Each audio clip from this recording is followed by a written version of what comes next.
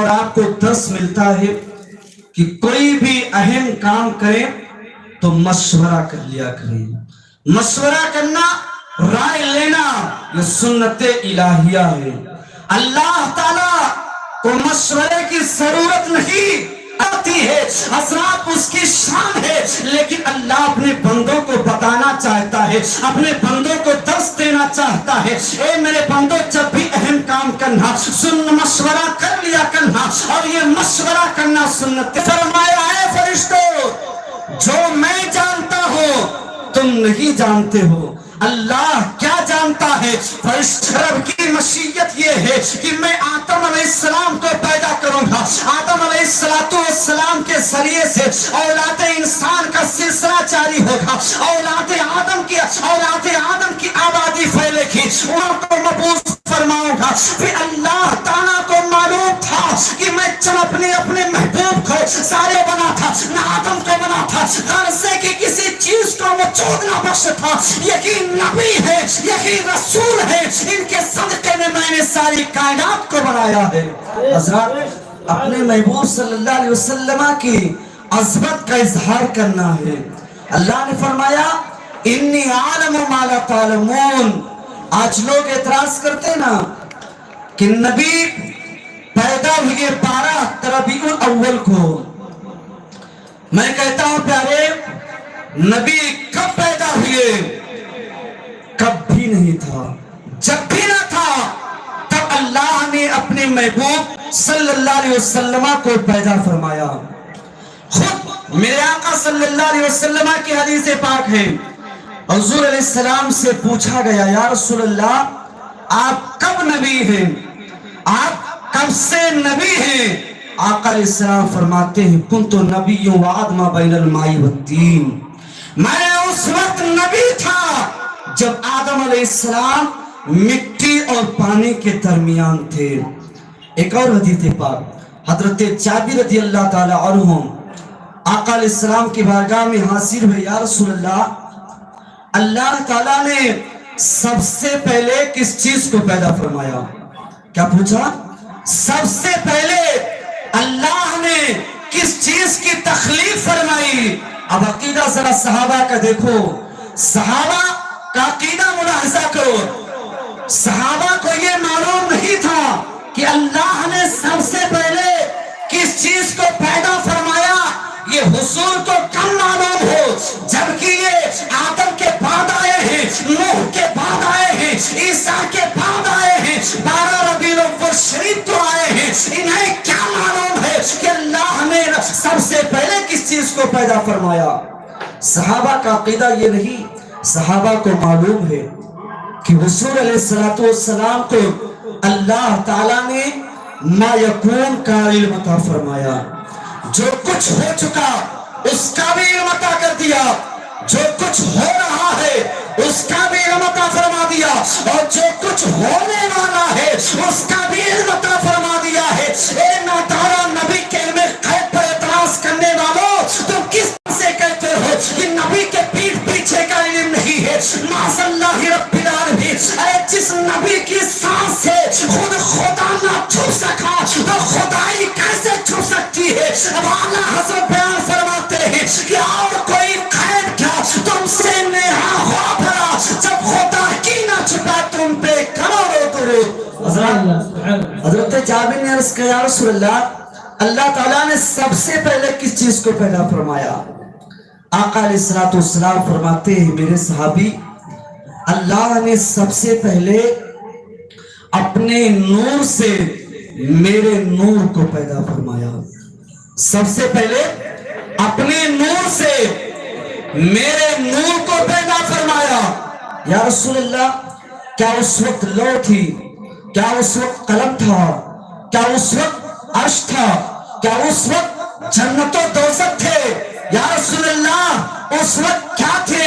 اللہ کے نبی صلی اللہ علیہ وسلم ارشاد فرماتے ہیں اے جابر، اللہ نے جب اپنے نور سے اب میرے نور کو پیدا فرمایا تو اس وقت نہ لوح تھی، نہ قلم، نہ جنت تھی، نہ دوزخ، نہ زمین تھی، نہ آسمان تھا. ساری کائنات کی تخلیق سے پہلے اللہ نے اپنے نور سے میرے نور کو کو پیدا فرمایا۔ حضرات اب سنیں، ایک بات اور یاد آ گئی، نور کی بات آئی اور اپنے نبی کی محبت دیکھیں۔ میرے آقا صلی اللہ علیہ وسلم اپنے نبی اپنی امتی سے کتنی محبت فرماتے ہیں۔ قسم اللہ کی جب حضور علیہ السلام کی سیرت میں پڑھتا ہوں نا تو آنکھوں سے آنسو جاری ہو جاتے ہیں۔ نبی ہم سے اتنی محبت کرے، اتنا پیار کرے۔ میرے آقا صلی اللہ علیہ وسلم کے نور پاک کو جب اللہ نے پیدا فرمایا تو وہ نور 24,000 سال تک سجدے میں تھا۔ کتنا؟ 24,000 سال تک سجدے میں تھا۔ اللہ کی رحمت جوش میں آئی، اللہ نے اپنے محبوب کے نور سے فرمایا، اے محبوب اب سر کو سجدے سے اٹھائیں، مانگو عطا کیا جائے گا۔ تب اللہ کے نبی صلی اللہ علیہ وسلم نے اپنے سر کو سجدے سے اٹھایا تو اپنی ذات کے لیے نہیں مانگا، اپنی خاندان کے لیے نہیں مانگا، اپنے ذات کے لیے نہیں مانگا، اپنے اہل بیت کے لیے نہیں مانگا۔ اللہ نے جب فرمایا محبوب مانگو، کیا مانگنا چاہتے ہو؟ مانگو عطا کیا جائے گا، کہو تمہیں دیا جائے گا۔ تو اس وقت میرے آقا صلی اللہ تعالیٰ علیہ وسلم نے اپنی ذات کے لیے نہیں مانگتے ہیں، اپنی اولاد کے لیے نہیں مانگتے ہیں، اہل بیت کے لیے نہیں مانگتے ہیں، بلکہ اللہ تعالیٰ کی بارگاہ میں میرے آقا عرض کرتے ہیں، یا رب حبلی امتی، اے میرے اللہ میری امت کو میرے حوالے فرما دے۔ اے مسلمانوں ساتھ سوچو وہ نبی ہم سے کتنی محبت فرماتا ہے، ہم سے کتنا پیار فرماتا ہے، اسی پہ تو ہم قربان ہو جاتے ہیں کہ جب میرا نبی دنیا میں آتا ہے تو عام بچے روتے ہوئے آتے ہیں، لیکن جب میرا نبی اس خاندان کی دی پر تشریف لاتا ہے تو روتے ہوئے نہیں آتا ہے، بلکہ آپ کے لبوں پر آواز آتی ہے، رب حبلی امتی، اے اللہ میری امت کو میرے حوالے فرما دے۔ قسم اللہ کی 63 سالہ زندگی آپ اٹھا کر کے دیکھو، میرے آقا صلی اللہ علیہ وسلم نے اپنے 63 سالہ زندگی میں اگر اللہ سے مانگا ہے، اللہ سے سوال کیا ہے تو یہی صرف سوال کیا ہے، اے میرے اللہ میری امت کو میرے حوالے فرما دے۔ حضرات وہ نبی ہم سے کتنی محبت فرماتے ہیں۔ آج ہم اپنے نبی سے ذرہ کے برابر پیار نہیں کرتے ہیں۔ اے مسلمانوں اپنے نبی سے پیار کرو۔ آج جو میلاد مصطفیٰ میں بیٹھے ہوئے خوشی منا رہے ہیں، اس کا فائدہ آپ سنیں۔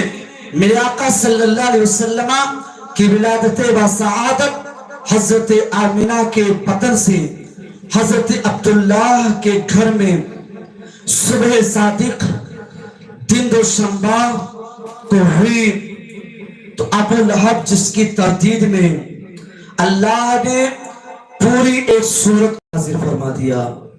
ہم قرآن شریف کی 30ویں پارے میں پڑھتے ہیں تبت یدا ابی لہب وتب۔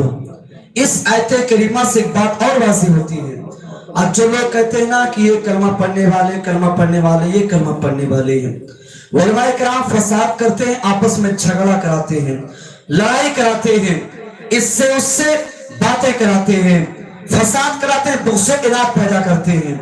میں کہتا ہوں پیارے، میں اپنی طرف سے نہیں کہتا ہوں، اور علماء کرام کا یہ احسان ہے کہ چور کو چور کہہ رہے ہیں، شاہ کو شاہ کہہ رہے ہیں، اچھے کو اچھا کہہ رہے ہیں، برے کو برا کہہ رہے ہیں، اور بروں کو برا کہنا، اچھوں کو اچھا کہنا، یہ ہم اپنے طرف سے نہیں کہتے ہیں، بلکہ اللہ تعالیٰ نے خود قرآن میں ارشاد فرمایا ہے، اگر ابو لہب برا نہ ہوتا تو اس کو برا اللہ نہیں کہتا، اگر وہ مسمت والا نہ ہوتا تو اللہ اس کی مسمت میں ایک سورت کو نازل نہ فرماتا۔ یہیں سے ہمیں آپ کو ایک پیغام بھی ملتا ہے کہ بروں کو برا بھی کہو اور اچھوں کو اچھا بھی کہو۔ حضرات ابو لہب کی ایک باتیں تھی جس کا نام سویبہ ہے، جس خاتون کی سب سے پہلے میرے آقا صلی اللہ علیہ وسلم نے دودھ کو نوش فرمایا تھا۔ جب میرے آقا صلی اللہ علیہ وسلم کی ولادت ہوئی تو سویبہ دوڑتی ہوئی گئی اور اپنے مالک اپنے آقا ابو لہب سے کہا کہ مبارک ہو آپ کے یہاں بھتیجے کی آمد ہوئی ہے، بھتیجے کی پیدائش ہوئی ہے۔ ابو لہب نے جب اپنے بھتیجے یعنی ہمارے اور آپ کے پیارے آقا صلی اللہ تعالی علیہ وسلم کی آمد کی خوشخبری سنی تو اس نے جوش میں آ کر کے کہا، اے صہیبہ، میں اپنے بھتیجے کی آمد پر تجھے آزاد کرتا ہوں، تجھے ملکیت سے آزاد کرتا ہوں۔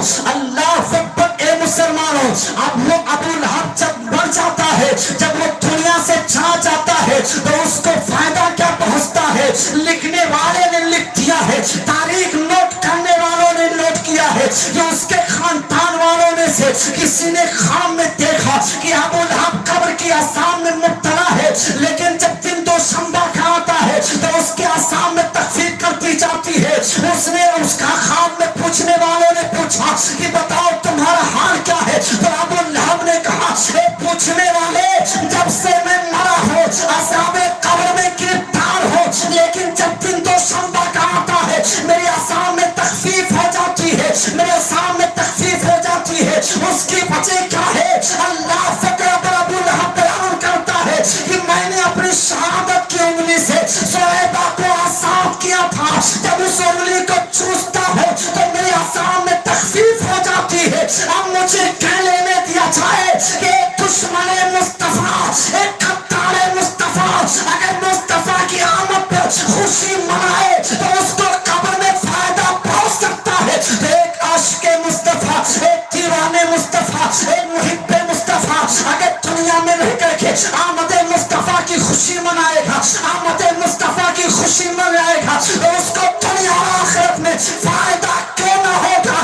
اسی کو پڑھائی کے داستان امام اہل سنت بیان فرماتے ہیں کہ خاک ہو جائے تو چل کر مگر ہم تو رسا دم میں جب تک دم ہے ذکر کا سناتے جائیں گے۔ نعرہ تکبیر، نعرہ رسالت، بس نعرہ رسالت، جشن عید میلاد النبی، جشن عید میلاد النبی، سرکار کی آمد، سرکار کی آمد، مکی کی آمد، مدنی کی آمد، آمد مصطفیٰ، آمد مصطفیٰ، احمد مجتبی، احمد مجتبی، نعرہ تکبیر، نعرہ رسالت۔ بہت اچھا، ماشاءاللہ، بہت اچھا۔ حضرات، میں نے بہت سی تاریخیں چھوڑ دی ہے، بیان نہیں کیا، بہت ساری اس میں پوائنٹ ہے، اگر بیان کروں تو دن اور رات دونوں کم پڑ جائیں گے۔ حصول برکت کے لیے حاضر ہوا، رب قدیر کی بارگاہ میں دعا ہے کہ میں اس محفل پاک کو اپنے حضور صلی اللہ علیہ وسلم کی ولادت مبارکہ کی تاریخ کے صدقے میں قبول فرمائے، اور ہمارے کرم فرما جتنے بھی یہاں لوگ حاضر ہیں سب کی حاضری کو اپنی بارگاہ میں قبول فرمائے۔ استغفر اللہ ربی من کل ذنب و اتوب الیہ۔ السلام علیکم ورحمۃ اللہ۔